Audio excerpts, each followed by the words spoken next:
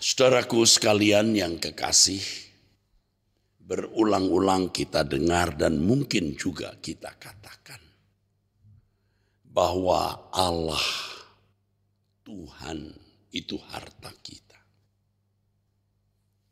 Dan memang tidak ada yang lebih berharga dari Tuhan. Tidak ada yang lebih mulia, tidak ada yang lebih bernilai selain Tuhan. Nah, masalahnya bagaimana kita bisa menjadikan Tuhan itu harta kita. Saudara, orang yang berhasil menjadikan Tuhan sebagai hartanya itu lebih kaya, lebih konglomerat, lebih tajir dari orang kaya manapun di dunia ini. Itu orang-orang yang benar-benar beruntung. Tapi bagaimana bisa menjadikan Tuhan itu harta kita? Nah, inilah saudaraku yang kita harus dengar, mengerti, dan kita terima. Kita bisa menjadikan Allah sebagai harta kita kalau kita menjadikan Dia satu-satunya harta atau kekayaan kita. Kita tidak boleh menganggap dan merasa ada sesuatu yang lain yang menjadi harta kita. Artinya kita tidak boleh menganggap dan merasa ada sesuatu yang bernilai, yang berharga selain Tuhan. Tuhanlah satu-satunya harta kita. Artinya kita memandang, kita merasa hanya Tuhan satu-satunya yang berharga dan mulia di dalam hidup ini, saudara. Nah, ini tidak mudah karena jiwa kita sudah dicemari oleh dunia. Selera jiwa kita sudah terikat dengan segala kenikmatan hidup. Tetapi sukar bukan berarti tidak bisa. Bisa. Tergantung bagaimana kita mau melepaskan diri. Dan ini sebenarnya bagian daripada menyangkal diri. Apa yang menjadi kesukaan, menjadi favorit, menjadi kegemaran kita, kita lepaskan. Tidak mudah. Kita seperti terjerat dalam satu belenggu ikatan atau lem. Tapi kita bisa keluar. Kita harus maksimal mau melepaskan diri dari ikatan, dari belenggu tersebut. Dan Roh Kudus menolong kita.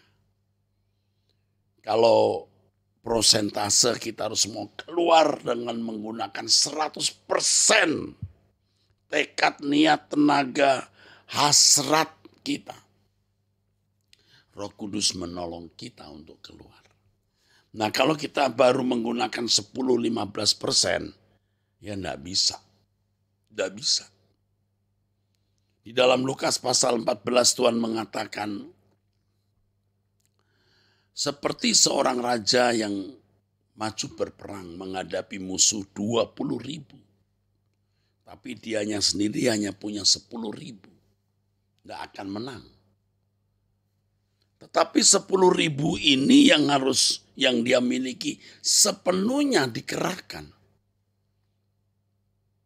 Dan kurangnya nanti Tuhan yang akan mengisi, Tuhan yang akan menolong. Dari 10.000 tentara atau pasukan yang dia miliki, dia hanya menggunakan 100 orang. Tidak bisa. Makanya tadi saya katakan dengan sekuat tenaga, dengan sepenuh hati, dengan janji, tekad, sumpah. Kita benar-benar mau meninggalkan ikatan-ikatan dunia, ikatan percintaan dunia dan segala ketertarikan pada apapun. Roh Kudus akan menolong kita sehingga kita bisa benar-benar terlepas dari segala ikatan. Nah, ini memang ada proses, saudaraku. Tetapi proses ini harus berlangsung real di dalam hidup. Sehingga kita bisa bukan saja memandang Allah sebagai harta kita satu-satunya, tetapi kita juga bisa merasakannya. Dan di situ kita bisa menikmati Tuhan. Menikmati Tuhan, menikmati damai sejahteranya, bahkan bisa menikmati apapun yang kita alami. Apakah itu dipandang manis oleh orang pada umumnya atau pahit. Sebab semua hal yang kita alami mendatangkan kebaikan. Apakah makan nasi dengan steak mahal atau makan steak mahal atau hanya dengan nasi dengan ikan asin, tidak masalah. Kita bisa menikmatinya. Dan orang-orang yang menjadikan Tuhan atau Allah sebagai satu-satunya harta, ia pun menjadi harta bagi Allah. Ia pun menjadi aset kerajaan surga.